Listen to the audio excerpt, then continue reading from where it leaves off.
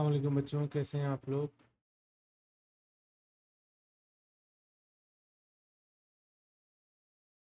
अस्सलाम वालेकुम बच्चों, कैसे हैं आप लोग, खैरियत से हैं। अल्हम्दुलिल्लाह। वालेकुम अस्सलाम हादिया। I am good.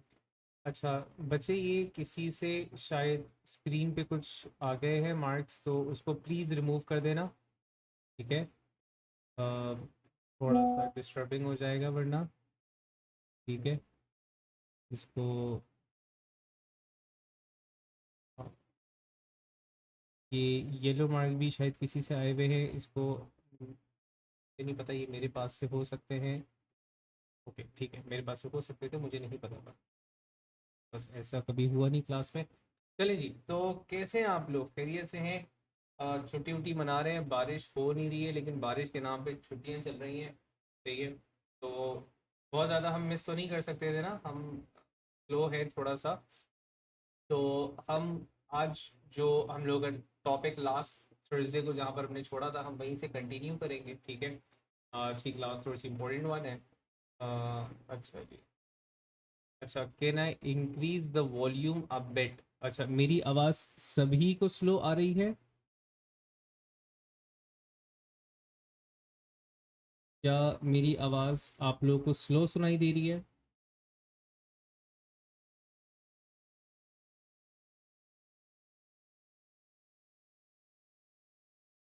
अच्छा, फाइन नाउ, दैट्स ग्रेट। ठीक है, चलें जी, अब स्टार्ट करते हैं। बच्चों, हम लोग कर रहे थे अनसर्टेनिटीज, राइट। अनसर्टेनिटी में हम लोगों ने अनसर्टेनिटी को पहले डिफाइन किया था और उसकी मैथमेटिक्स देखी थी। हम लोगों ने डिफाइन क्या किया था, हमने कहा था uncertainty is basically the range of accuracy या range of acceptable error in any value. ठीक है। हमने उसको डिनोट किया था बाय जनरल टर्म लिख रहा हूँ मैं, A the value whatever the value is plus minus del of A. तो ये हमारे पास value of anything, could be mass, could be length, could be acceleration, could be force, anything हो सकता था। एंड ये जो डेल ए था आपके पास, ये इसकी अनसर्टेनिटी या इसकी एक्यूरेसी रेंज या फिर इसका एरर जो था, वो है आपके पास। मैंने कहा था अनसर्टेनिटी की जो स्टार्ट है दैट इज, तो जो बुनियाद बनती है अनसर्टेनिटी आने की, एरर आने की, वो मेजरमेंट से बनती है, राइट। तो हमने सबसे पहले मेजरमेंट, मेजरिंग इंस्ट्रूमेंट के हवाले से इसको स्पेसिफाई किया था। मैंने क्या कहा था, मैंने कहा था कि अच्छा, अच्छा बच्चों, सही है, ठीक है। अगर आप लोग मुझे व्हाट्सएप पे मैसेज कर रहे हैं इस वक्त, तो मैं क्लास के बाद तमाम क्वेश्चंस का आंसर दूंगा। Anything, any question related to the topic, आप you can use the chat. And मैं बिल्कुल देख रहा हूँ आप लोगों के व्हाट्सएप मैसेजेस जो आ रहे हैं, मैं देख रहा हूँ। लेकिन ये है कि वो मैं अगर टॉपिक रिलेटेड होगा तो अभी इसको आंसर कर दूंगा इंशाल्लाह। वरना apart from that I will be answering your messages after the class. ठीक है। चलें। मैंने कहा कि हमारे पास जितने भी मेजरिंग इंस्ट्रूमेंट्स होते हैं, उन मेजरिंग इंस्ट्रूमेंट्स का जो लीस्ट काउंट होता है that is considered as the uncertainty, the acceptable error. Least count किसे कहा था, मैंने एग्जांपल ली थी आपके साथ कि देखें, फॉर एग्जांपल हमारे पास एक स्केल है।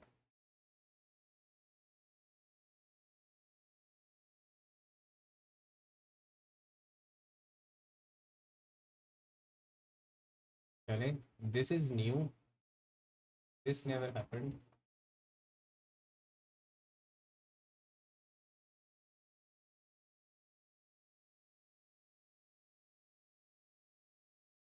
ओके, चलिए। तो मैंने कहा था कि हम फॉर एग्जांपल अगर हमारे पास एक स्केल है, उस स्केल का जो स्मॉलेस्ट पॉसिबल डिवीजन हम उसे रिकॉर्ड कर सकते हैं दैट इज 0.1। तो ये 0.1 हमारा अनसर्टेनिटी या फिर एरर कहलाएगा। तो मैंने कहा अगर हम एक रीडिंग रिकॉर्ड करते हैं 9.4 लेट से, तो मैं उसको लिखूंगा 9.4 प्लस माइनस 0.1। ठीक है। स्पेसिफिकली थर्मोमीटर के लिए मैंने कहा था आपसे कि स्पेसिफिकली फॉर थर्मोमीटर हम जो लीज काउंट लेते हैं वो जो अनसर्टेनिटी लेते हैं वो half of the lease count लेते हैं दैट इज 0.5। इसको यहाँ पे स्पेसिफाई इसलिए किया था थर्मोमीटर को कि एग्जामिनर एक्सेप्ट करता है कि ये फैक्ट है, स्टूडेंट को पता होना चाहिए। फिर रिप्रेजेंटेशन की हमने बात की थी। रिप्रेजेंटेशन मैंने कहा था there are 3 possible ways of representing uncertainty और एरर, ठीक है। अच्छा, वो रिप्रेजेंटेशन हमारे पास क्या है, हमारे पास representation in absolute error, actual error, जो कि अभी हमने लिखा था, जो 9.4 प्लस माइनस 0.1 मैंने लिखा था, ये 0.1 जो है ये एक्चुअल वैल्यू है which is giving you the definite value कि 9.3 से लेके 9.5 तक की फ्लक्चुएशन इज एक्सेप्टेबल, जो आपको एग्जैक्ट एरर साइज दे रहा हूँ। दूसरा था हमारे पास फ्रैक्शनल एरर, जहाँ पे हम एरर को उसी के फ्रैक्शन के साथ लिखते थे, लाइक 0.1 डिवाइडेड बाय 9.4, उसी वैल्यू से डिवाइड करके। ये वैल्यू मैंने कहा था, ये जो फ्रैक्शनल एरर है ये हम अनसर्टेनिटी कैलकुलेशन के अंदर यूज कर रहे होते हैं, इससे हम एक्सप्रेस नहीं करते। थर्ड वे था हमारे पास परसेंटेज के फॉर्म में निकालना, हम फ्रैक्शनल को जब 100 से मल्टीप्लाई करते थे हमारे पास परसेंटेज आ जाया करता था। तो मैंने कहा कि हम या तो एक्चुअल अनसर्टेनिटी, एब्सोल्यूट अनसर्टेनिटी लिखेंगे, या परसेंटेज अनसर्टेनिटी को हमसे मांगेगा। अगर वो आपसे ये कहता है कि find out the uncertainty, absolute या फ्रैक्शनल या परसेंटेज का नाम नहीं लिया, तो आप समझ जाइएगा कि वो आपसे एब्सोल्यूट अनसर्टेनिटी निकलवा रहा है, ठीक है। फाइनली हमने मैथमेटिकल ट्रीटमेंट देखी थी। मैथमेटिकल ट्रीटमेंट क्या थी? मैथमेटिकल ट्रीटमेंट हमारे पास थी कि इफ यू आर एडिंग और subtracting two values that have uncertainties in it, तो उनमें जो अनसर्टेनिटी आएगी, अनसर्टेनिटी की कैलकुलेशन इन केस ये रहेगी कि we will add the absolute uncertainty. For example, मैंने कहा था कि if I have a value x plus minus del x, फिर I have a value y plus minus del y, z let's say was said to be x plus y, तो z के अंदर जो absolute uncertainty होगी वो individual absolute uncertainties x की और y की ऐड करके निकलेगी। Same was the case for the subtraction, if I M subtracting two values तब भी एब्सोल्यूट अनसर्टेनिटी प्लस करके ही आने वाली है। एब्सोल्यूट अनसर्टेनिटी आएगी और एब्सोल्यूट अनसर्टेनिटीज को ऐड करके ही आएगी in case we are adding और subtracting two values. Multiplication and division के लिए थिंग्स वर स्लाइटली डिफरेंट। मैंने कहा था इफ यू आर मल्टीप्लाइंग और डिवाइडिंग टू और मोर वैल्यूज, तो उनकी जो अनसर्टेनिटी निकलेगी वो फ्रैक्शनल फॉर्म में निकलती है, ठीक है। और वो होगी the sum of fractional uncertainties of जितनी भी वैल्यूज आप उसके अंदर मल्टीप्लाई या डिवाइड कर रहे हैं। लाइक मैंने कहा था कि अगर x multiply by Y is z, तो z की फ्रैक्शनल अनसर्टेनिटी निकलेगी by adding fractional uncertainties of x and y। अगर मैंने कहा w was x by y, तो मैंने इनकी जो अनसर्टेनिटी निकाली w की वो फ्रैक्शनल फॉर्म में निकाली, एंड इस तरह करके हम लोगों ने सॉल्व किया था इसको। अच्छा, मैंने कहा था कि ऐसा नहीं है कि मल्टीप्लाई और डिवाइड अगर एक साथ एक ही फॉर्मूला के अंदर मेरे पास वैल्यूज आ रही हैं, जैसे मेरे पास एक फॉर्मूला लिखा हुआ है डेंसिटी का, उसमें लिखा है मास ओवर वॉल्यूम। अच्छा, वॉल्यूम की जगह उसने वॉल्यूम को एक्सपेंड करके लिखा लेंथ, ब्रेथ और हाइट के अंदर। अब यहाँ पे आप देखो कि ये mass is being divided by these three values and these three values are आपस में मल्टीप्लाइंग, राइट। अब ऐसा नहीं है कि पहले इनको मल्टीप्लाई करके वॉल्यूम निकालो, वॉल्यूम की अनसर्टेनिटी निकालो, कर तो सकते हैं ऐसा, लेकिन ये बहुत मतलब लंबा प्रोसीजर हो जाएगा। और एक बात, जितनी आपकी स्टेप्स बढ़ते चले जाएंगे ना कैलकुलेशन में, उतना आपका एरर बढ़ता चला जाएगा। एरर क्यों बढ़ेगा? आप हर स्टेप में राउंडिंग ऑफ कर रहे हो, राउंडिंग ऑफ जो है ना वो आपको एरर की तरफ लेके जा रहा होता है। तो बेहतरीन कैलकुलेशन वो है जो कि एक सिंगल स्टेप में की जाए।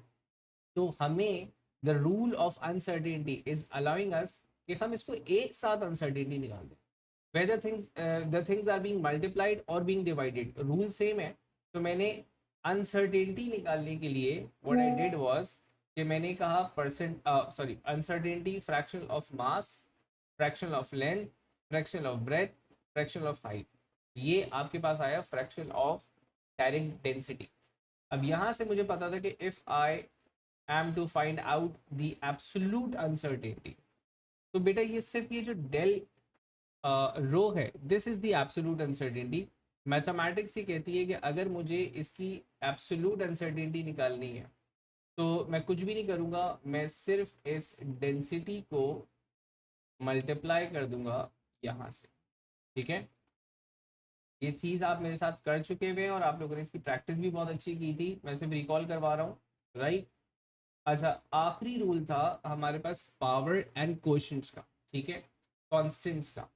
पावर में मैंने कहा फॉर्मूला में पावर आ रहा है या कांस्टेंट्स लगे हुए हैं, कोएफिशिएंट्स लगे हुए हैं, वहां पे इन दैट केस आप क्या करेंगे? मैंने एग्जांपल से ही करवाया था आपको। मैंने कहा था देखो, अगर जैसे एरिया का एक फॉर्मूला है, वॉल्यूम का एक फॉर्मूला है, यहाँ पे आपके पास कॉन्स्टेंट्स भी आ रहे हैं, यहाँ पे आपके पास पावर्स भी आ रही हैं, तो सादा लफ्जों में हम ये बोलते थे कि हम कांस्टेंट को इग्नोर कर देते हैं, एंड ये जो पावर लगी हुई है ये नीचे मल्टीप्लाई हो जाएगी एज अ कोएफिशिएंट, एंड ये जो क्वांटिटी थी इसकी फ्रैक्शनल अनसर्टिनिटी निकाली जाएगी और आंसर में भी फ्रैक्शनल आएगा। तो इन शॉर्ट कुल मिला के बात ये है, अगर मैं कंक्लूजन दूं, ठीक है, सो हमारी इसकी कंक्लूजन ये है, मैथमेटिक्स जो हमने देखी, कंक्लूजन ये है कि only for addition and subtraction absolute errors are added, और आंसर भी एब्सोल्यूट होता है आपके पास, ठीक है। बाकी और रेस्ट, रेस्ट में आपके पास क्या है, आपके पास पावर, आपके पास मल्टीप्लिकेशन है, आपके पास डिवीजन है, और आपके पास पावर्स है। फॉर रेस्ट आप क्या कर रहे हो,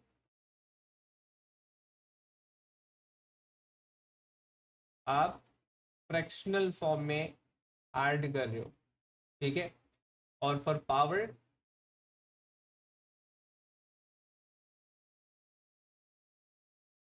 पावर इज मल्टीप्लाइड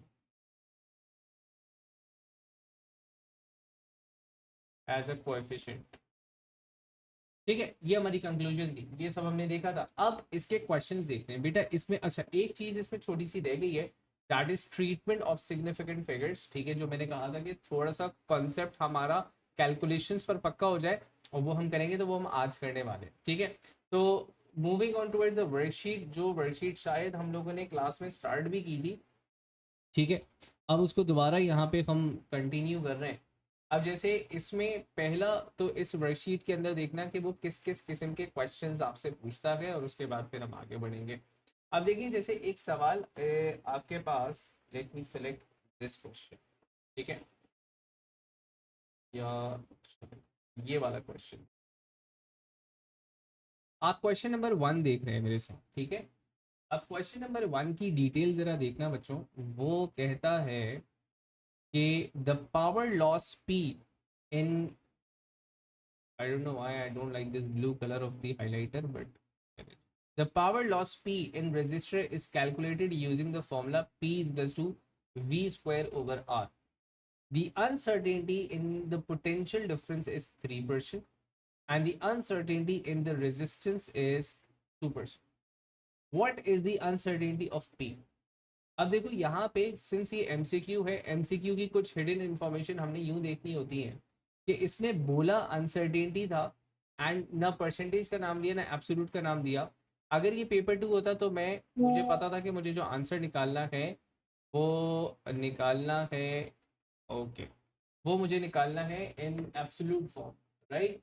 लेकिन यहाँ पे उसने ऑप्शंस में परसेंटेज दिया हुआ है, तो मैं ऑप्शंस को देखते हुए, ऑप्शंस क्योंकि मेरे पास जो भी ऑप्शंस की वैल्यूज हैं, उस हिसाब से मैं क्या करूंगा, ऑप्शन में मुझे दिया हुआ है कि परसेंटेज क्या कहते हैं, परसेंटेज एरर्स दिए हुए, तो मैं परसेंटेज के फॉर्म में कैलकुलेट करूंगा। दूसरा मसला जो यहाँ पर आ रहा है, दूसरा मसला यहाँ पर ये आ रहा है कि देखिए, उसने आपको वैल्यूज तो दी नहीं है, उसने वैल्यूज बिल्कुल भी नहीं दी हुई, और एरर्स मांगे हुए, उसने सिर्फ परसेंटेज एरर्स दिए हुए, और आखिर में एरर निकलवाया है। तो अब आप ये सोच रहे होंगे किस तरह निकालेंगे। चले बेटा, ये एक एक्सटेंडेड वर्जन इसका अभी देख लो, इसको समझ लो, उसके बाद इस टाइप के जितने भी क्वेश्चंस होंगे ना, तुम लोग इनको समझोगे कि यार ये इंतहाई आसान किस्म के से क्वेश्चन थे हमारे पास, ठीक है। किस तरह कर रहे हैं, एक सेकंड मुझे देगा। आपके कुछ क्लासमेट्स हैं जो कि इंतजार ये कर रहे हैं कि उनका शायद लिंक काम नहीं कर रहा, मैं उनको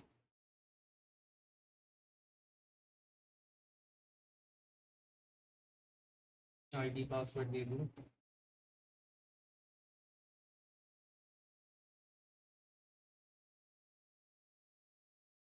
मीन वाइल आप लोग ट्राई कर सकते हैं, बुरा नहीं मानूंगा।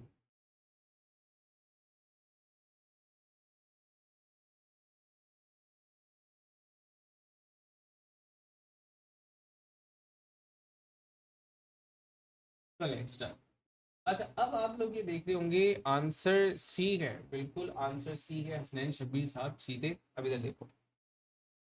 अब देखो हसनैन ने आंसर किस तरह निकाला। आपको अगर ये सॉल्व करना होता, इसमें आपके पास दो चीजें मल्टीप्लाई हो रही है और उसमें से एक के ऊपर स्क्वायर लगा हुआ है। आपको पता है कि ऐसी चीज की जो अनसर्टेनिटी निकलेगी वो फ्रैक्शनल फॉर्म में ही निकल सकती है। और वो फ्रैक्शनल फॉर्म में किस तरह निकलेगी कि आपके पास डेल वी ओवर वी, लेकिन इसको मैं मल्टीप्लाई करूंगा टू से। मैंने इसको टू से क्यों मल्टीप्लाई किया, क्योंकि वी के ऊपर स्क्वायर था।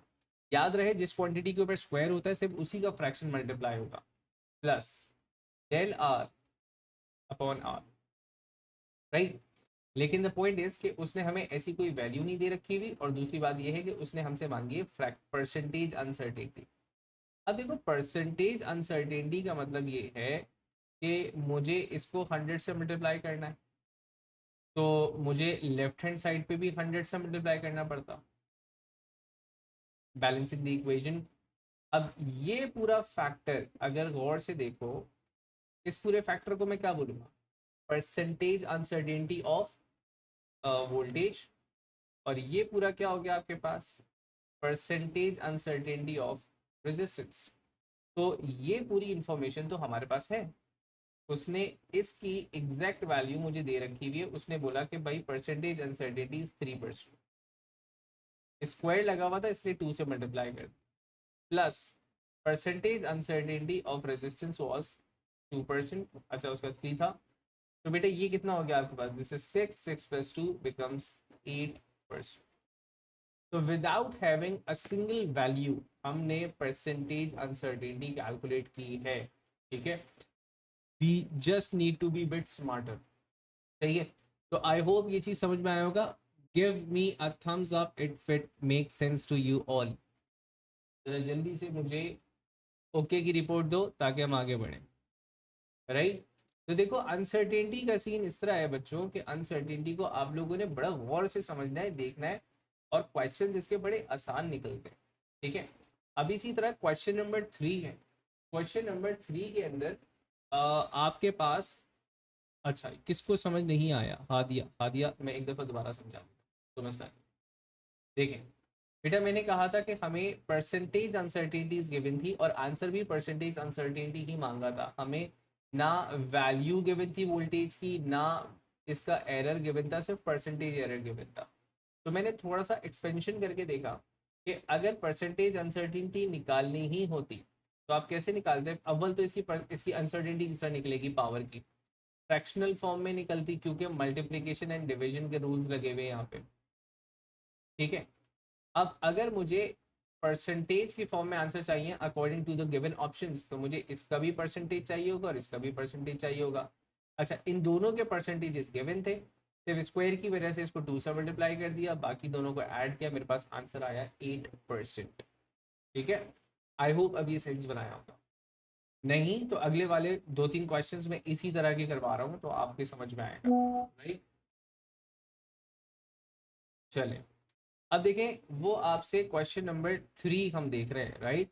क्वेश्चन नंबर 3 में मैंने कहा in a simple electrical circuit the current in the resistor is measured as 2.5 plus minus 0.05 milli ampere.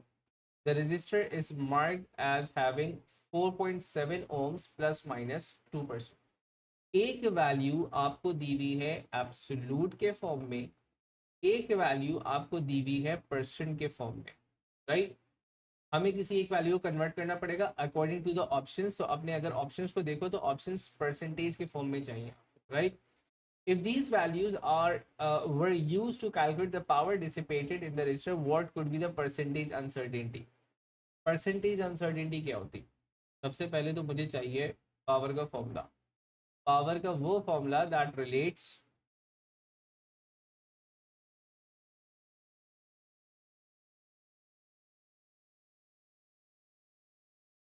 Power का वो formula that relates current and resistance is I square R, right. तो अब मुझे पता है कि आई की जो अनसर्टेनिटी निकलेगी वो इस तरह निकलने वाली है आपके पास। इसको 2 से मल्टीप्लाई करना पड़ेगा और 100 से मल्टीप्लाई कर 2 से मल्टीप्लाई एंड 100 से इसलिए मल्टीप्लाई कर रहा हूँ क्योंकि जनाब वो आपके पास परसेंटेज फॉर्म में चाहिए। रेजिस्टेंस की अनसर्टेनिटी आपके पास डायरेक्टली इस तरह आएगी जिसकी वैल्यू एक्चुअली गिवन है, और यहाँ से आपके पास परसेंटेज अनसर्टेनिटी ऑफ पावर आ जाएगी। अब कर क्या रहा हूँ मैंने या तो मैं अलहदा से इसकी पहले निकाल लूँ वैल्यू, मैं यहाँ पे इसकी परसेंटेज अनसर्टेनिटी निकाल रहा हूँ। मैंने कहा 0.05 डिवाइडेड बाय 2.5 मल्टीप्लाई बाय 100। अलग से भी निकाल सकते थे, वहाँ भी निकाल दी मैंने। तो बेटा मुझे बताना है इसकी परसेंटेज अनसर्टेनिटी कितनी आ रही है पहले तो। सिर्फ मुझे ये वाला फैक्टर सॉल्व करके देंगे आप लोग जल्दी से। कैलकुलेटर्स आप सबके हाथ में होनी चाहिए इस वक्त, ठीक है।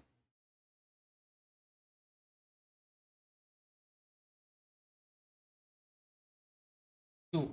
चले जी, तो यहाँ पे परसेंटेज अनसर्टेनिटी हमारे पास आ गई 2%। अब देखो पावर की परसेंटेज अनसर्टेनिटी मैं किस तरह निकाल रहा हूँ, मैंने कहा twice of uncertainty of current, क्योंकि उसके ऊपर स्क्वायर लगा हुआ था, प्लस अनसर्टेनिटी 2% डायरेक्टली गिवन थी रेजिस्टेंस की, तो मैंने यहाँ से वैल्यू निकाली 4 + 2 दैट इज 6%। ठीक है, तो आई थिंक अब काफ़ी क्लियर हुआ होगा सिनेरियो किस तरह का है ना। क्लियर है बच्चों। चलो now looking for more questions, ठीक है। आपने क्वेश्चंस की टाइप देखनी है एंड इसके बाद फिर हम जाएंगे पास पेपर्स की तरफ, मतलब ये भी पास पेपर्स ही हैं, ओपन पास पेपर्स के ऊपर जाएंगे इसके बाद। क्वेश्चन नंबर 5 देखो।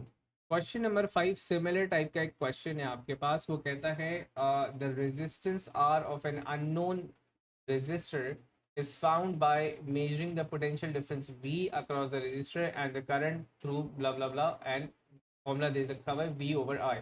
The voltmeter reading is 3%. Uncertainty of the ammeter is 2%. What is the uncertainty in the calculated resistance? जरा 5 सेकंड के अंदर मुझे आंसर बता दो, आंसर क्या है।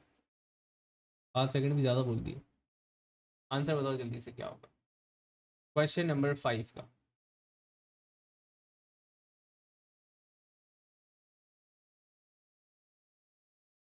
गुड हो गया। देखो हमें पता था कि अगर हमें रेजिस्टेंस की अनसर्टेनिटी निकालनी है तो हमें ऐड करनी है वोल्टेज की अनसर्टेनिटी एंड करंट की अनसर्टेनिटी।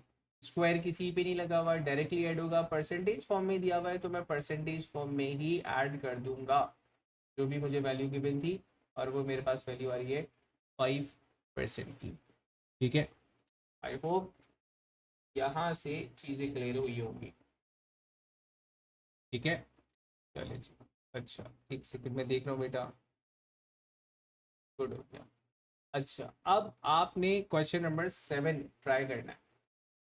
क्वेश्चन नंबर 7 आप देखो, वो कहता है कि अ मास m हैज एक्सेलरेशन a। तो हाईलाइट करते हुए चलते हैं, मास m, acceleration a, it moves through a distance s, time t, the power used in accelerating the mass is equal to the product of force and velocity. उसने power का formula दे दिया, it's product of force and velocity. Percentage uncertainties given है, percentage uncertainty मास की given है, acceleration की given है, displacement की given है और टाइम की गिवन है। पावर की परसेंटेज अनसर्टेनिटी मांगी है। तो अगर मुझे फॉर्मूला याद था तो मैं डायरेक्टली लिख दूंगा, अगर नहीं लिखा हुआ तो मैं गिवन इन्फॉर्मेशन से थोड़ी सी डेरिवेशन कर लेते हैं। उसने पावर को कहा कि पावर होती है आपके पास फोर्स इंटू वेलोसिटी का प्रोडक्ट। ठीक है, अच्छा जी अलवीना बाजी अभी देख लेते हैं आंसर। फोर्स नहीं है लेकिन मेरे पास मास इंटू एक्सेलरेशन जरूर है। वेलोसिटी नहीं है लेकिन मेरे पास डिस्प्लेसमेंट ओवर टाइम जरूर है। तो things are being divided and multiplied, तो मुझे पता है कि मुझे अनसर्टेनिटीज को ऐड कर देना है। तो आप सीधा सीधा परसेंटेज अनसर्टेनिटी को ऐड करोगे, 0.1 + 1 1.1 बना, ये 2.6, 2.6 and 5, this is 3.1 and guess what, Alvina बाजी वाज राइट। समझ में आया बच्चों, क्लियर है। अब अगला सवाल क्योंकि आप लोग ट्राई करेंगे तो यहाँ पे सोच समझ के थम्स अप देना। ठीक है, चलो अब एक वो सवाल है जो कि आप लोग सॉल्व करेंगे अच्छा, अगर कोई पार्ट में मिस कर रहा हूँ, स्किप कर रहा हूँ क्वेश्चन, तो इसका मतलब ये है कि वो चीज़ अभी तक हम लोगों ने देखी, मतलब कॉन्सेप्ट देख लिया है। ठीक है, now you have this question number 8। इस क्वेश्चन 8 को आपने पढ़ना है, पढ़ के समझना है और आंसर करना है। एंड आपके पास टाइम है 5 मिनट का। 2:34 हो रहे हैं, 2:39 पे आई हिट यू। तो टाइम स्टार्ट्स नाउ। पढ़ें, पढ़ के समझें एंड आंसर करें।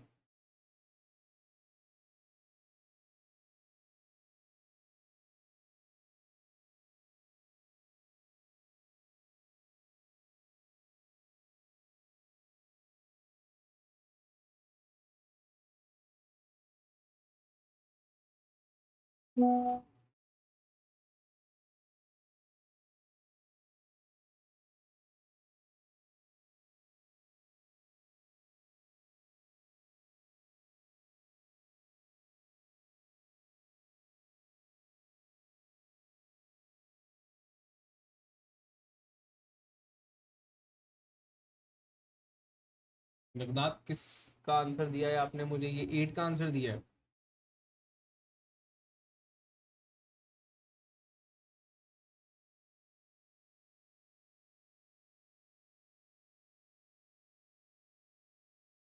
चलिए जी, we have multiple answers of T.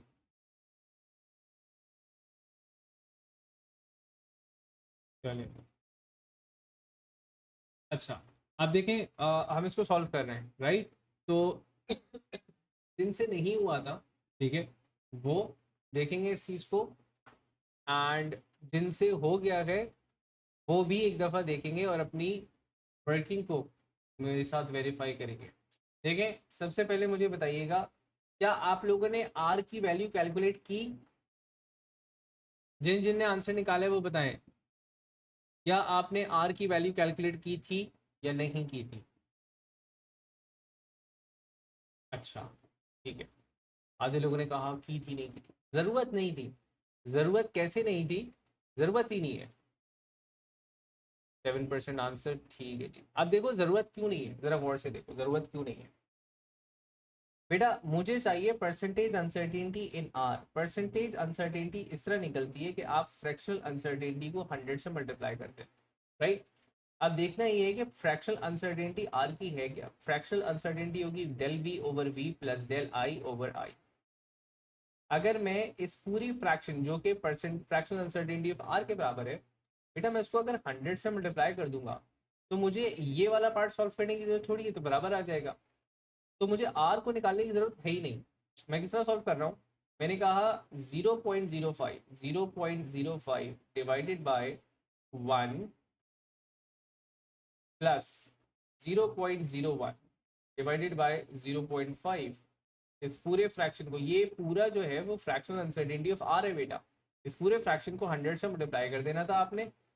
आपके पास वैल्यू आ गई थी 7%। तो देखो, ये चीज समझ में आई कि अगर आपके पास परसेंटेज अनसर्टेनिटी मांगी है तो फ्रैक्शन को 100 से मल्टीप्लाई करना है ना, तो ये डिनोमिनेटर निकालने की जरूरत ही नहीं है। इस पूरे फ्रैक्शन को 100 से मल्टीप्लाई कर देंगे हम।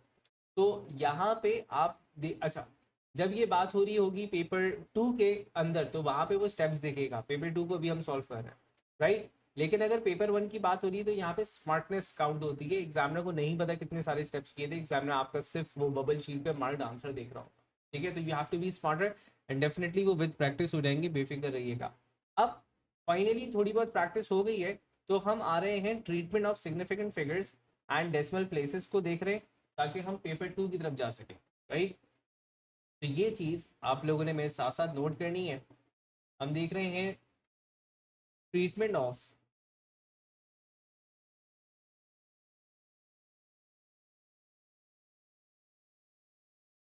S F, significant figures and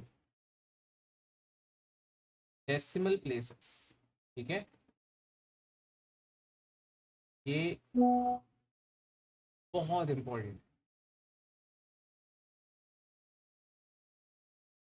ये बहुत इंपॉर्टेंट है।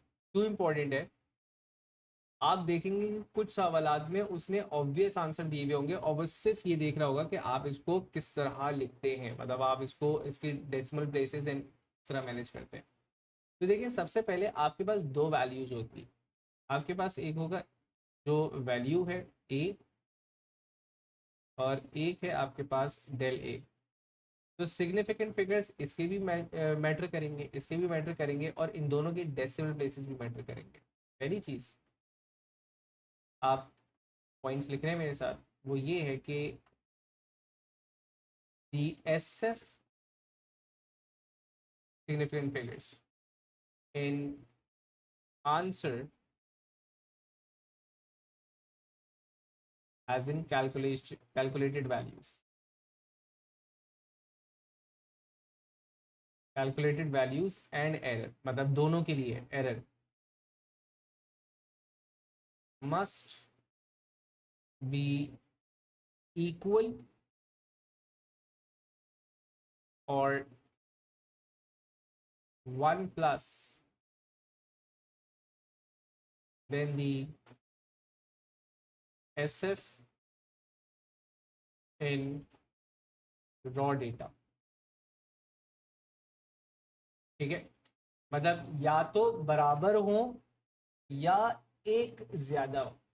सही है, मतलब अब देखो मैंने वैल्यूज ली थी, जो आंसर था ना मैं उसको लेकर के चल रहा हूँ। हमने एक एग्जाम्पल लिखी थी, वो आपके पास एग्जाम्पल नोटबुक्स में लिखी हुई है, तो यू नॉट सपोज टू मतलब copy it again.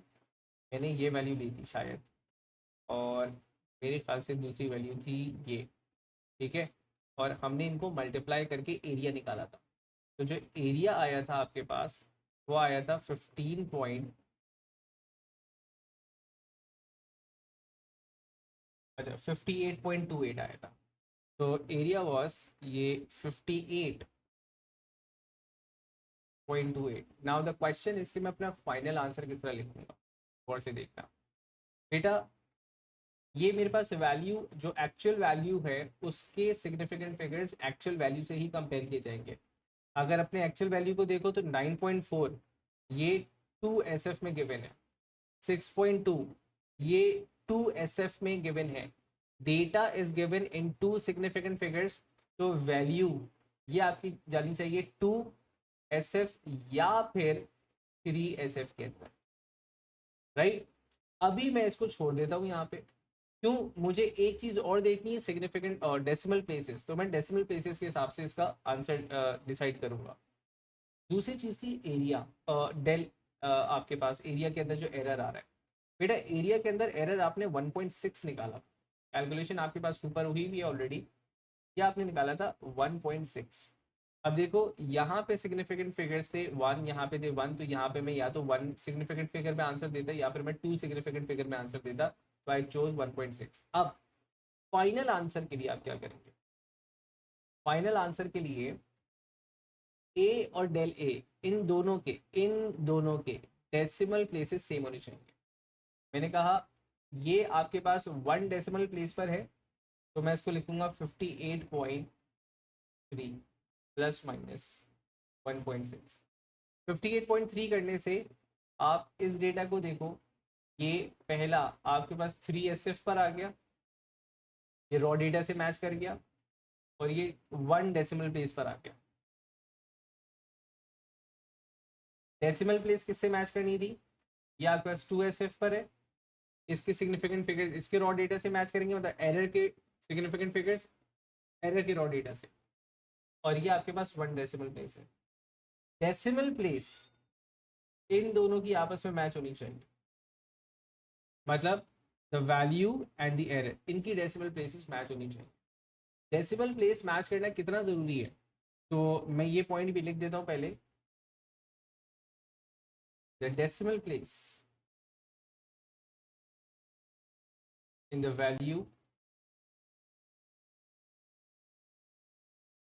And it's error must be same.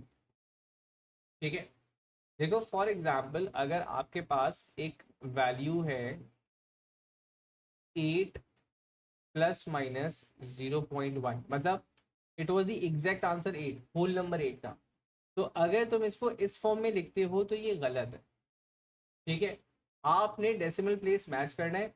The correct form would be 8.0 plus minus 0.1। इसी तरह अगर आपके पास वैल्यू है, एरर है 0.001, तो 3 ऐसे जा रहे हैं ना, यहाँ पे इसके आगे लिखोगे 8.000। खामखा में लिखना है। क्यों लिखना है? क्या ये वाकई खामखा है? नहीं, ऐसा नहीं है। देखिए समझे इस बात को। अगर आप कह रहे हैं कि एरर साइज आपका 0.1 है, तो आप ये कहना चाह रहे हैं कि 8 से 8.1 जा सकता हूँ, या 8 से मैं 7.9 जा सकता हूँ, राइट। Y to right 8.0? देखो बेटा, 8 का नेक्स्ट डिजिट है 9, 8.0 का नेक्स्ट डिजिट है 8.1, और 8.00 का नेक्स्ट डिजिट है 8.0। तो अगर if I am saying that fluctuation में वेरी 0.1 बेसिस के ऊपर, तो ये 0.1 पे कैसे जा सकता है? ये तो 9 पे जाएगा। तो I have to allow it to go to 0.1, इसलिए डेसिमल प्लेसेस मैच करने चाहिए। आई बात समझ में? ठीक है। अब ये चीज देखते हुए we are moving towards paper 2 के क्वेश्चंस। पेपर 2 के क्वेश्चंस में हम देखेंगे कि वो हमसे किस तरह सवालात कर रहा है अनसर्टेनिटी से रिलेटेड। तो एक स्पेसिफिक क्वेश्चन मैं दिखाना चाह रहा हूँ। चलिए जी, तो this is a question. Question attempt करने से पहले इसके पार्ट्स देख लेना। देखो, पहले पार्ट में उसने बोला calculate the value of C. अगले पार्ट में बोला calculate the uncertainty in C. तीसरे पार्ट में बोल रहा है state the value of uncertainty and C. मतलब जो दो चीजें ऊपर कैलकुलेट करवा चुका है, दोबारा उसको क्यों लिखवा रहा है? वो जो तीसरी दफा इसने लिखवाया है वो सिर्फ आपके significant figures and decimal places की मैचिंग को जज करने के लिए लिखवाया। तो this was such important point कि वो एक्चुअली इस बात को एक अलहदा क्वेश्चन बना करके पेश कर रहा है। चले अब क्वेश्चन देखते हैं। क्वेश्चन का रेफरेंस आप अपने पास रखेंगे। जितने क्वेश्चन हम लोग कर रहे हैं वो मैं आप लोगों के व्हाट्सएप ग्रुप के ऊपर सेंड कर दूंगा। अच्छा, क्वेश्चन आप लोग देख रहे हैं, वो कहता है the volume V of liquid flowing in time t through a pipe of radius r is given by the equation। मतलब वॉल्यूम फ्लो रेट है किसी भी लिक्विड का जो एक पाइप से गुजर रहा है, उसका फॉर्मूला आपको दे रखा हुआ है। This is volume per unit time. बाकी चीजें देख लेते हैं। Where P is the pressure difference between the end of the pipe, length L आपको दे रखी हुई है, C is a constant that depends upon the frictional effects, और आर, आर भी कुछ गिवन था, आर रेडियस था, वो यहाँ पे दे रखा। ठीक है। अब आपको टेबल में वैल्यूज दे रखी हुई है। उसने बोला वैल्यूज देखो। अच्छा, टेबल और ग्राफ तुम्हारे सामने जब भी आए तो इसको एक दफा पढ़ने का तरीका देखना। आपको v over T as a whole single value treat किया है, मतलब वोल्टेज वॉल्यूम और टाइम अलग अलग नहीं है। उसने v by T volume flow rate का एक डिफरेंट फॉर्मूला दे दिया। This is 1.2 plus minus 0.1। लेकिन बात यहाँ खत्म नहीं है। यहाँ पे हेडर में लगा हुआ है 10⁻⁻⁶। इसका मतलब ये है कि दिस 10⁻⁻⁶ 1.2 के ऊपर भी है, दिस 10⁻⁻⁶ 0.1 के ऊपर भी है। तो अगर मैं लिखना चाहूँ तो इस वैल्यू को मैं किस किस तरह लिख सकता हूँ? मैं इसको यूं लिख रहा हूँ कि 1.20 plus minus 10⁻⁻⁶ plus minus 0.01 multiply by 10⁻⁶। तो ये दोनों के ऊपर है। लेकिन बेहतर तरीकेकार क्या रहता है कि आपने एक दफ़ा लिखा, आप ऐसे अपने आंसर को लिख देते हैं कि ये दोनों के ऊपर है। तो ये जो पावर्स लगी हुई है 10 की, ये एरर पर भी है और वैल्यू के ऊपर भी है, राइट। चलो वैल्यू पढ़ते जाओ। प्रेशर आपको दे रखा हुआ है 2.5 प्लस माइनस 0.05, लेकिन यहाँ पे है 10⁻³ की। 0.75 0.01 ये मिलीमीटर्स में है, तो इसको कन्वर्ट करना पड़ेगा अगर मैं कैलकुलेशन में डाल रहा हूँ।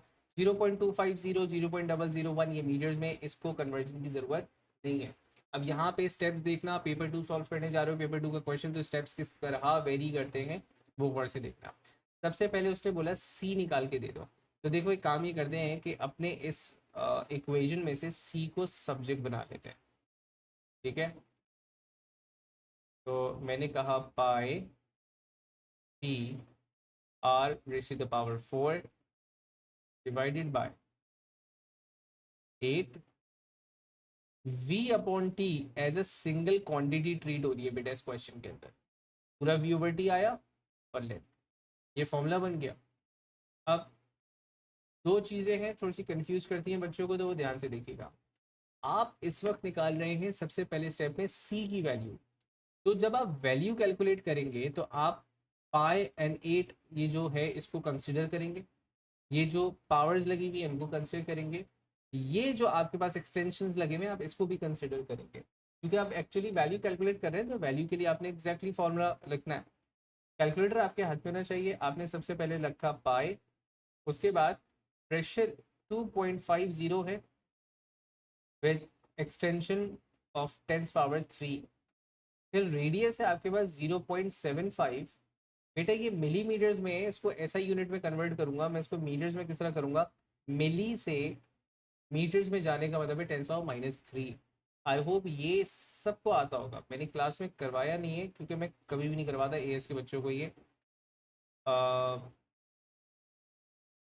इसके ऊपर पावर लगी हुई थी 4, लेकिन हम इसकी प्रैक्टिस ज़रूर करेंगे, ठीक है ना, because we are already introduce to the concept. हम इसके क्वेश्चन ज़रूर करेंगे और मैं समझाऊंगा। v अपॉन टी, चले जी, v अपॉन टी, तो v अपॉन टी क्या है आपके पास, v अपॉन टी 1.20 इंटू 10⁻⁻6। अच्छा इसके ऊपर कोई स्क्वायर वगैरह नहीं है। एंड लेंथ थी 0.25। बेटा ज़रा जल्दी से कैलकुलेटर उठाओ, हाथ चलाओ, आंसर बताओ।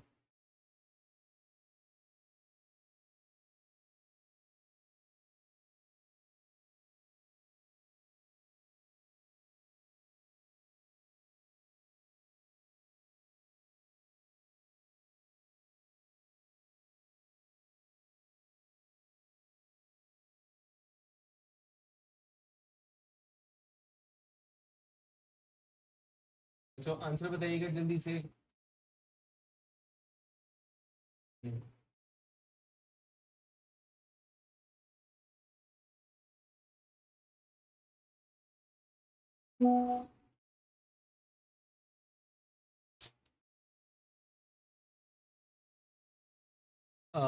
अच्छा पता नहीं क्यों ये आंसर मुझे गलत लग रहा है, मैं खुद भी कैलकुलेट करता हूँ। आंसर आया 245436 926.1। हाँ ये आंसर एग्जैक्टली सही है। बेटा बेशा अपना कैलकुलेशन एक दफ़ा दोबारा देखो, जो आंसर आना चाहिए ना आपके पास वो है 1.035 10⁻⁻³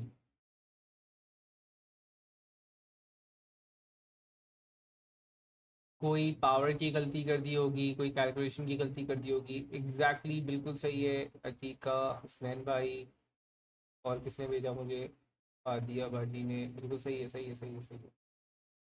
ठीक है ठीक है ठीक है। यार बाकी सारे सो रहे हैं क्या, बाकी भी जवाब दो। पकोड़े शकोड़े खा लिए हो अगर तुम लोगों ने बरसात के मौसम में बैठ करके। चलें जी। अच्छा अब देखिए एग्जैक्टली यही आंसर आ रहा है आप सबका।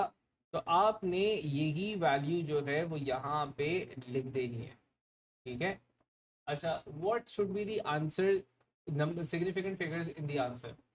एंटायर पूरे मतलब इसके अलावा इस चैप्टर के अलावा सबके लिए बता रहा हूँ, इस चैप्टर के अलावा आपके लिए ये वैलिड है कि your every answer should be in two significant figures.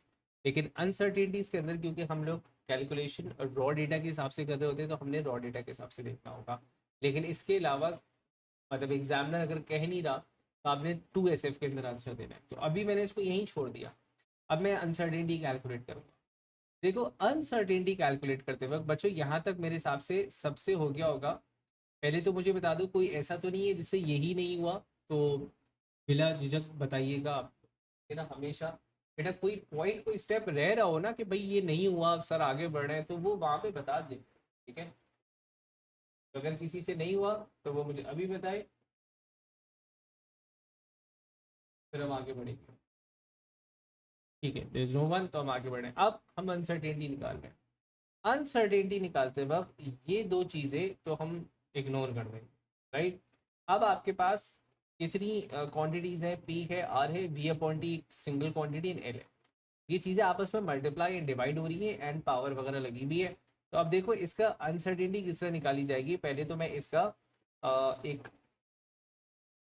Expression बना लेता हूँ। सी डेल सी ओवर सी मैंने लिखा, ये आएगा आपके पास डेल पी ओवर बी। फिर आपके पास आया 4 times del R over R, क्योंकि सिर्फ आर के ऊपर पावर 4 लगी हुई थी। उसके बाद del V upon T divided by V upon T, एक सिंगल क्वांटिटी चल रही है। उसके बाद आखिर में है डेल एल ओवर एल। चाहिए आपको आंसर, अनसर्टेनिटी बोला हुआ है तो उसको एब्सोल्यूट चाहिए, तो आपने इसको पूरे को ब्रैकेट में कन्वर्ट क्लोज किया और ये सी को यहाँ पे ले जाकर के मल्टीप्लाई कर दिया, और सी की वैल्यू आप ऊपर कैलकुलेट कर चुके हो, राइट। अब वैल्यू को किस तरह पुट इन करोगे वो बहुत ध्यान से देखना। देखो अगर मैं सिर्फ पी के रेफरेंस से बता रहा हूँ यहाँ पे, फिर हम एक साथ करते चले जाएंगे। अगर मैं पी की फ्रैक्शनल अनसर्टेनिटी निकाल रहा हूँ, अब यहाँ पे लगा हुआ है 10 का पावर, जो कि इसके साथ भी है और जो कि इसके साथ भी है। तो अगर मैं इसको इंक्लूडिंग द पावर ऑफ 10 लिखता हूँ तो ये कुछ इस तरह होगा, 0.05 मल्टीप्लाई बाय 10 की पावर 3, और उसके बाद ये हो जाएगा 2.5 मल्टीप्लाई बाय 10 की पावर 3। तो इसका मतलब ये है कि ये जो एक्सटेंशन हैं, अगर मैं अनसर्टेनिटी निकाल रहा हूँ तो मुझे लगाने की जरूरत नहीं है। ना मुझे 10 की पावर -6 लगाने की जरूरत है, ना मुझे मिलीमीटर से मीटर्स में कन्वर्ट करने की जरूरत है, ना और कोई कन्वर्जन। रीजन ये है कि जो कन्वर्जन न्यूमरेटर में है वही फैक्टर आपके पास डिनोमिनेटर में भी वो कैंसिल आउट हो जाएगा। तो आसानी हो गई कि भाई मैं इन्हीं वैल्यूज को डायरेक्टली उठा करके लिख दूंगा। सही है। तो अब देखो मैं वैल्यूज यहाँ पे पुट इन कर रहा हूँ। मैंने कहा कि 0.05 divided by 2.5 plus 0 divided by 4 times of 0.01 divide by 0.75। फिर आखिर में वी अपॉन टी आपके, सॉरी आखिर में नहीं, अभी वी अपॉन टी कुछ है, तो 0.01 डिवाइडेड बाई 1.2। देखो मैं किसी के अंदर उसकी एक्सटेंशन नहीं लिख रहा हूँ, पावर ऑफ 10 नहीं लिख रहा हूँ, क्योंकि ज़रूरत नहीं है, रेशो है सेम रहे। कैलकुलेटर साथ में ना, 0.01 0.250। अगर मैं सिर्फ यहाँ पे छोड़ देता हूँ तो ये फ्रैक्शनल अनसर्टेनिटी आएगी।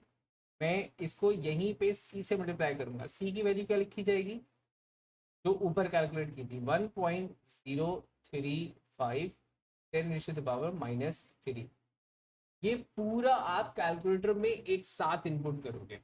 आपके कैलकुलेटर के अंदर सहूलतें मैसर ये हैं कि आपके पास आप ब्रैकेट यूज कर सकते हो, आप फ्रैक्शन यूज कर सकते हो, आप सब कुछ यूज कर सकते हो ना। तो कोशिश करो कि जैसे हम किस तरह कर रहे हैं, मैंने इसको भी ब्रैकेट में क्लोज किया, पहले एक बड़ा ब्रैकेट खोला, फिर ब्रैकेट खोला, ब्रैकेट क्लोज किया, फिर 4 लिखा, इस तरह कर करके किया करो। तो आपके आंसर में एरर जो है वो कम से कम होते चले जाएंगे। ठीक है, तो जल्दी से मुझे आंसर बताओ बच्चों इसका।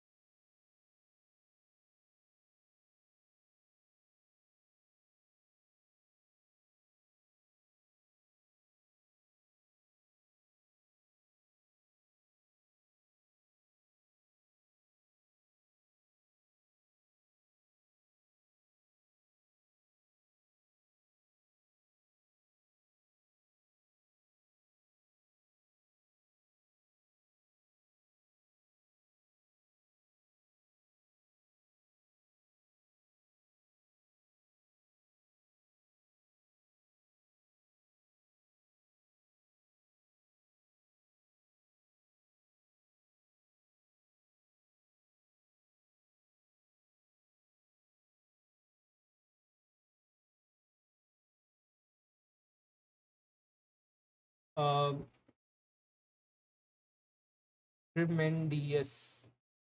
यार एक तो कोशिश किया करो कि आप उस नाम से क्लास में आए जो नाम मोहब्बत के साथ माँ बाप ने रखा है, ताकि हम भी मोहब्बत से और जबान को ट्विस्ट दिए बगैर पुकार दें आपको। ट्रिमेंडियस साहब, आपका आंसर गलत है। ठीक है, थोड़ा सा इसमें देखें, कुछ आपने ब्रैकेट वगैरह में ऊंच नीच कर दिए। साइम भाई, आपका आंसर भी मुझे गलत लग रहा है, तो आप एक दफ़ा अपनी कैलकुलेशन दोबारा देखो।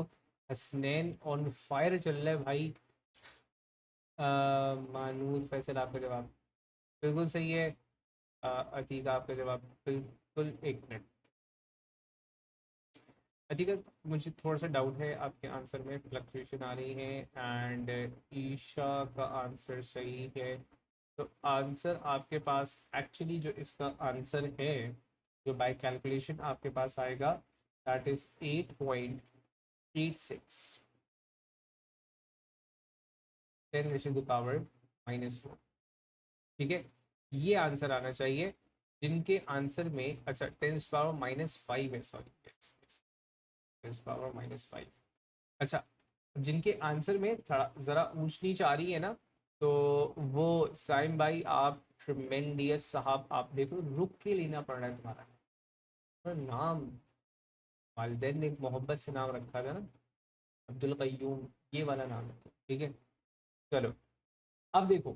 तो ये आपने नाम, देखो नाम रहने पे चल गया। 8.86 अपना आंसर यहाँ पे रखा, राइट। अच्छा, ये फाइनल आंसर हो गया, आपने दे दिया, कोई मसला नहीं है। अब आखिरी पार्ट में उसने आपसे बात कही। आखिरी पार्ट में वो आपसे बोलता है कि स्टेट द वैल्यू ऑफ सी, ठीक है, अनसर्टेनिटी, अप्रोप्रिएट सिग्निफिकेंट फिगर्स। तो मतलब इस वाले पार्ट में वो सिग्निफिकेंट फिगर्स आपके देखना चाह रहे हैं, राइट। चले जी, अब देखें। सर मैंने एक ब्रैकेट मिस कर दिया था, यस, कोई मसला नहीं है, कोई मसला नहीं है, कोई मसला नहीं है। ठीक है, अच्छा, तो मैंने कहा मैं पहले वैल्यूज अलग अलग लिख रहा हूँ, उसके बाद ट्रीटमेंट सिखाता हूँ। देखो 1.035 था 10⁻³ के साथ सी की वैल्यू, और डेल सी की वैल्यू आपके पास थी, आ रही है 8.86 10⁻⁵। पहला काम तो ये करोगे कि डेसिमल प्लेसेस मैच कर लो। डेसिमल प्लेस कैसे मैच करोगे बेटा, इसको, और सॉरी, सी को और डेल सी को सेम पावर ऑफ 10 में लेकर आओगे। अब तुम एक काम ये करो कि तुम इसको 10⁻³ में लेके जाओ। इसको 10⁻³ में लेके जाओगे तो ये हो जाएगा 0.0886 10⁻³। ठीक है, तो जनाब ये आपके पास same power, same decimal places में आ गए। एक काम हो गया। अब सिग्निफिकेंट फिगर देखते हैं।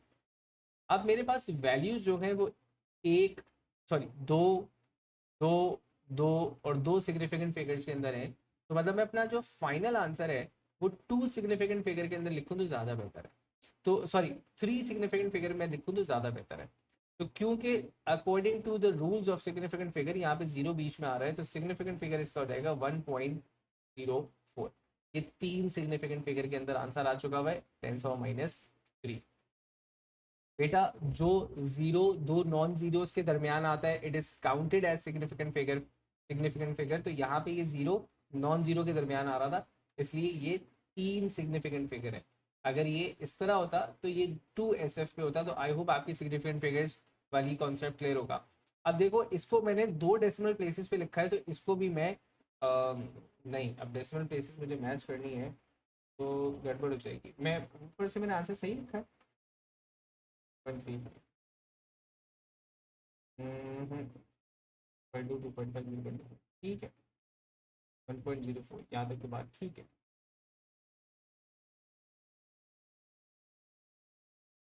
अच्छा, अब मैं इसको किस तरह लूँ?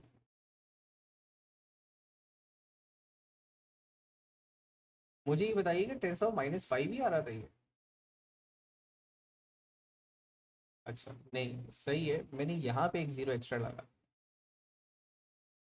फिर वही गलती, मैंने यहाँ पे एक जीरो एक्स्ट्रा लगा दिया। 0.08 है, ठीक है ना। तो ये हो जाएगा 0.09। ठीक है, 0.09 क्यों कर रहा हूँ? क्योंकि ये सब मेरे पास वन, वन सिग्निफिकेंट फिगर्स में थे। ठीक है, तो मैंने इसको 0.09 कर दिया, एक सिग्निफिकेंट फिगर और दो डेसिमल प्लेसेस। तो दोनों के अंदर अगर आप देखो तो ये आपके पास 3SF के अंदर है। मैं दोबारा समझा देता हूँ, ये आपके पास 1SF के अंदर है। बेटा दोबारा देखना, सबसे पहला काम तो तुम्हें ये करना है कि तुम्हारे पास जो वैल्यूज है सी और डेल सी, आंसर और उसका error, they must be in same order of power of 10। मतलब अगर एक 10⁻³ में है तो दूसरा भी 10⁻³ में हो, या फिर अगर 10⁻5 में रखना है तो दोनों को 10⁻5 में रखना है। एक बात। दूसरी बात, सिग्निफिकेंट फिगर्स देखने थे तो पहले वैल्यू के देख लो। रॉ डेटा की तरफ आओ तो रॉ डेटा में ये आपके पास 2SF पर है, ये 2SF पर है, ये 2SF पर है, ये 2SF पर है। तो आप अपना आंसर या तो 2SF के अंदर देंगे या फिर एक ज़्यादा 3SF पे देंगे।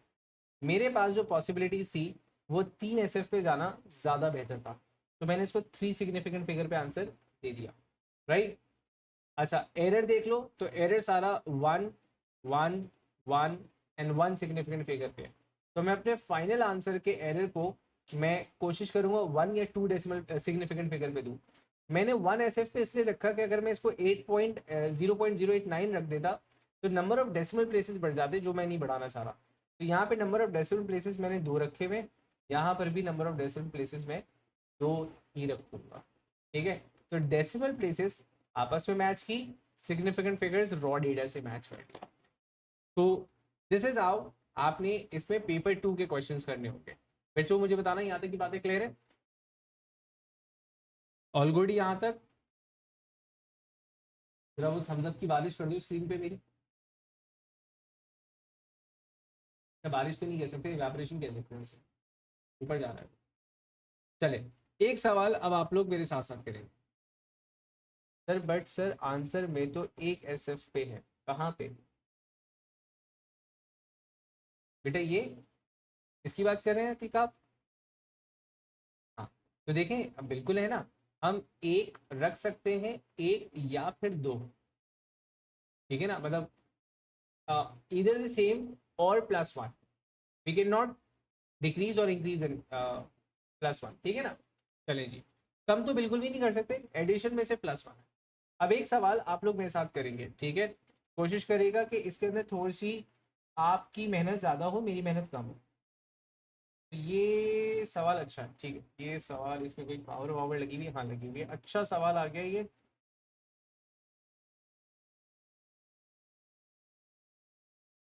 जाने दो।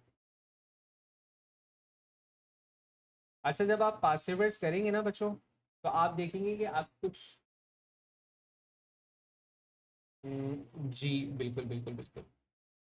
I didn't take yesterday's class, so I'll need to take this class again. Okay.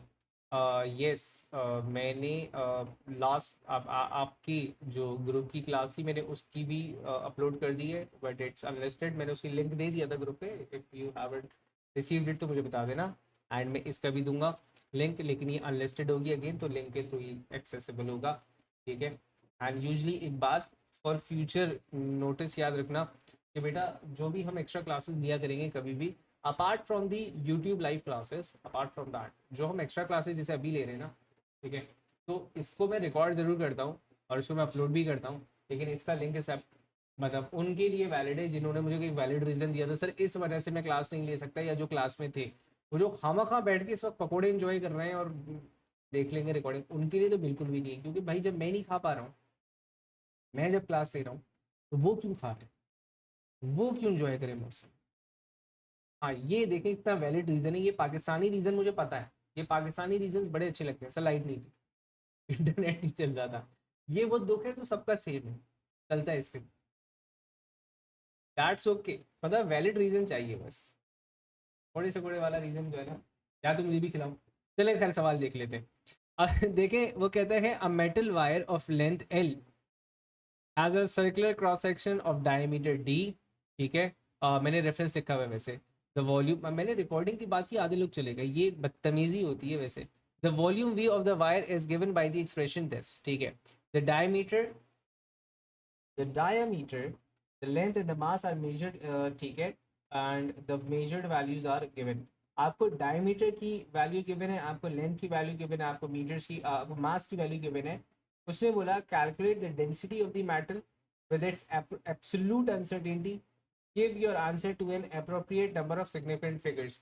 मतलब ये जो पिछला हम लोगों ने पिछले सवाल में 3 पार्ट्स में काम किया था, इसने एक ही पार्ट के अंदर सब कुछ पूछ लिया और नंबर भी एक ही साथ दे दिए, तो कैलकुलेशन भारी होगी, आंसर एक दफा जाएगा।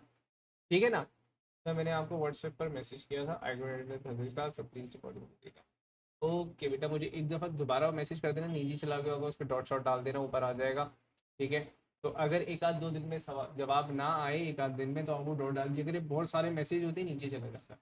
चलिए, तो क्या करना है, पहले वॉल्यूम नहीं, अच्छा डेंसिटी मांगी यार, ये तो बड़ी मजेदार सी चीज़ है। आपको देखिए, आपको सिर्फ वॉल्यूम का फॉर्मूला दे रखा हुआ है, मांगी डेंसिटी है। तो सबसे पहले डेंसिटी का फॉर्मूला लिखें यहाँ पे मेरे साथ। डेंसिटी आप लोग लिख के कर रहे होंगे मेरे साथ, ठीक है ना? आप अपने पास नोटबुक में जहां भी कर रहे हैं, इसको लिख के करेगा। मास ओवर वॉल्यूम है, ठीक है?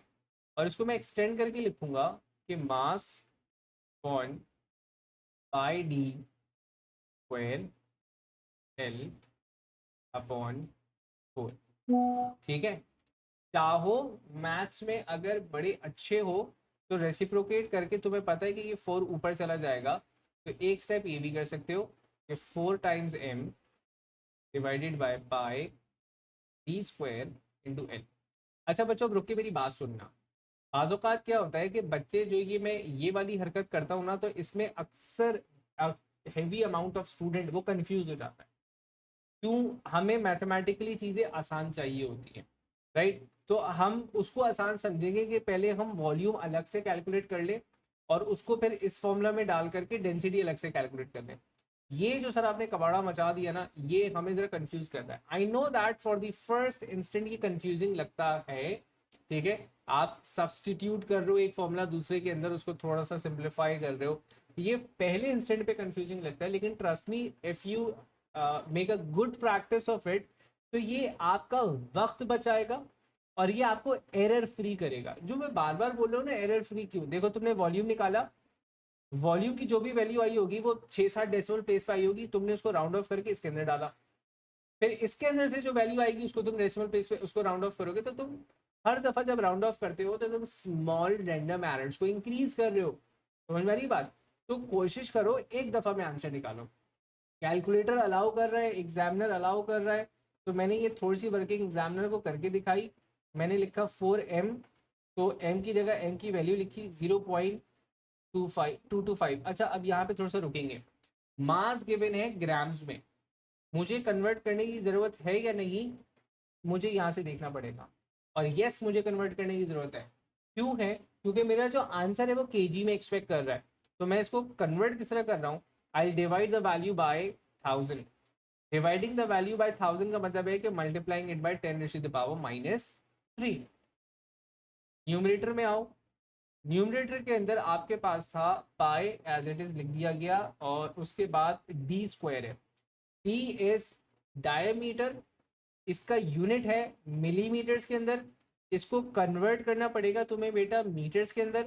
तो 0.38 मिली का मतलब होता है 10⁻³ तो मैंने इसको लिखा 0.38 मल्टीप्लाई बाय 10⁻³ ठीक है? इसके ऊपर शायद स्क्वायर लगा हुआ है, तो मैंने स्क्वायर लगा दिया।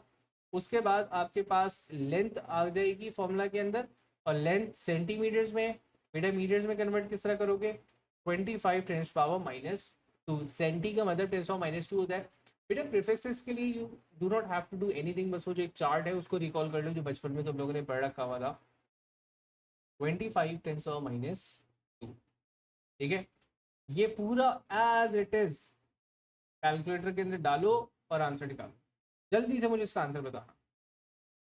मेरी प्रैक्टिस यही रहेगी कि मैं, आप अक्सर कैलकुलेशन में देखोगे कि मैं एक फाइनल ऐसा वर्जन बनाऊंगा जिसको मैं एज इट इज उठा के कैलकुलेटर में डाल दूं ताकि मेरा वक्त बचे। एंड आपने भी इसी चीज़ की प्रैक्टिस रखनी है, राइट? चलिए जी, कीजिएगा ये।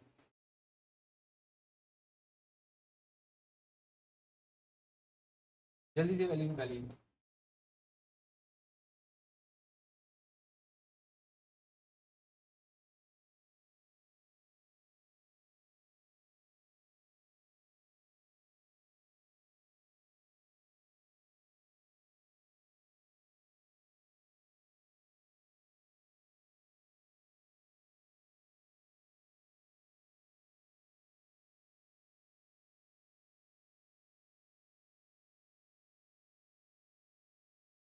7935.7, 793, गुड हो गया भाई, गुड हो गया। बच्चे जो है ना वो बारिश के मौसम में अच्छा पढ़ रहे हैं।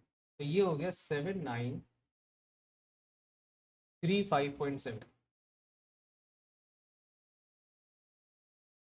और ये आपके पास आए केजी पर मीटर क्यूब।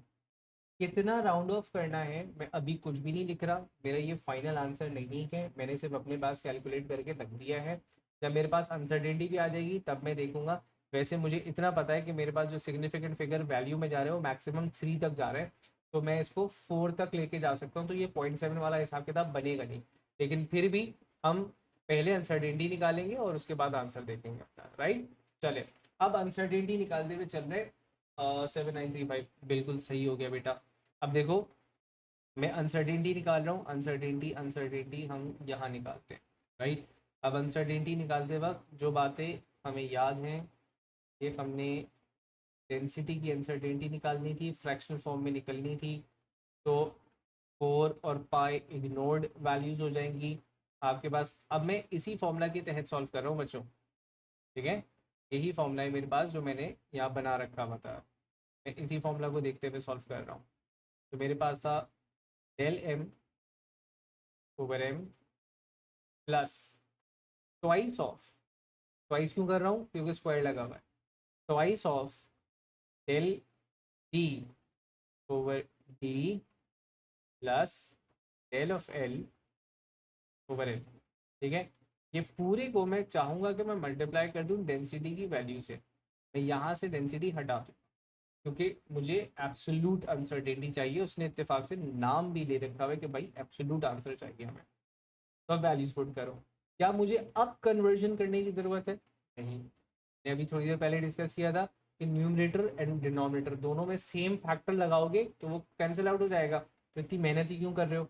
इसको अब डायरेक्ट करूँगा, 0.01 divided by 0.225 plus twice of 0.1 divided by 25। अच्छा मैंने गलत लिख दिया ना, मैंने लेंथ की वैल्यू लिख दी। डायमीटर था 0.01 divided by 0.38 plus 0.1 divided by 25। अच्छा बच्चों, क्लास के अंदर मैंने गलती देखी थी कि बच्चे यहाँ पे ये मल्टीप्लाई का साइन लगाते थे और यहाँ पे लिख दिया करते थे डेंसिटी की वैल्यू, तो ये गड़बड़ है, ठीक है। अगर तुम ऐसा करते हो तो इसमें मैथमेटिकल मिस्टेक ये है कि ये वाली वैल्यू सिर्फ इससे मल्टीप्लाई हो रही होगी, ठीक है। तो you need to put a bracket so that this multiplies by the entire bracket. अब यहाँ से आप जो वैल्यू निकालेंगे वो आपके पास एब्सोल्यूट अनसर्टेनिटी आएगी 484.6 आ गई भाई, वाह। 484.6, मलिक या मालिक फैसल साहब, ग्रेट हो गया, दैट वाज क्विक। अच्छा मुझे 2-3 आंसर्स और दो ताकि ज़रा आंसर की तस्दीक हो जाए कि ये आंसर मलिक फैसल साहब ने बिल्कुल सही निकाला। 484.6 निकाल के दिए मुझे आंसर। अच्छा, फिर वही बात कि यूनिट देखो इसका भी वही होगा जो कि वैल्यू का था, अनसर्टेनिटी का सेम यूनिट होगा, ठीक है। Good sheets, good sheets, good sheets, good sheets. अच्छा ये हो गया। अब ज़रा अपनी अनसर्टेनिटीज़ और डेसिमल प्लेसेस वाली महारत का इस्तेमाल करके मुझे फाइनल आंसर दो कि मैं अपनी डेंसिटी को किस क्या लिखूँ, और ये जो डेंसिटी एरर है इसमें कितने सिग्निफिकेंट फिगर्स में फाइनल आंसर कैसे कोड कर रहा हूँ, ज़रा मुझे वो बताओ। Significant figures and decimal places check करने। देखो तुम सोच रहे हो कि सर मल्टीपल वैल्यूज है, यस। अब मल्टीपल वैल्यूज के लिए क्या करोगे, लार्जेस्ट नंबर ऑफ वैल्यू वो देख लो, सबसे बड़ी वैल्यू तुम्हारे पास 3 सिग्निफिकेंट फिगर में है और यहाँ पे सब तुम्हारे पास 1 सिग्निफिकेंट फिगर। तो एरर के लिए तो तुम यहाँ पे 2 SF कर सकते हो और यहाँ पे 3 या 4 SF कर सकते हो। अब बताओ आंसर। तो सबसे पहले आप मुझे डेंसिटी की एग्जैक्ट वैल्यू बताएं, क्या रखेंगे हम।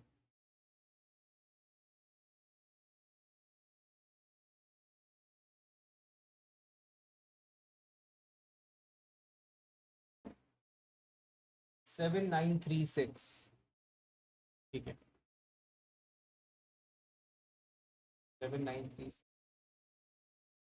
और व्हाट अबाउट द एरर? 794 तो बेटा, ये तो वैल्यू ही तुमने खत्म कम कर दी ना मलिक, वैल्यू ही कम कर दी ना तुमने। वो 7935 है, अगर तुम 794 करते हो तो 794 हो जाएगा, वो तो वैल्यू ही कम हो गई आपकी बेटा। चलिए जी बेटा, यू कैन राइट 7940।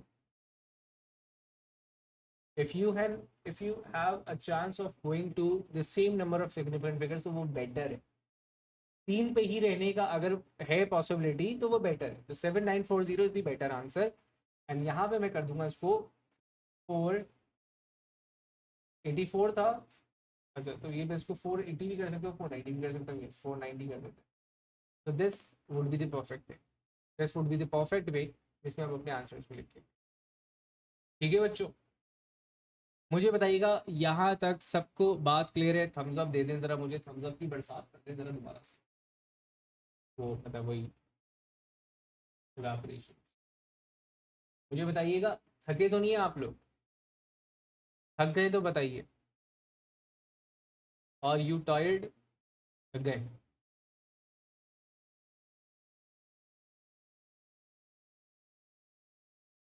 दाऊद, फिर बेटा अपना ना कैलकुलेशन एक दफ़ा चेक कर लो, मतलब कोई वो तुमसे मिस आउट ना हो गया होगा।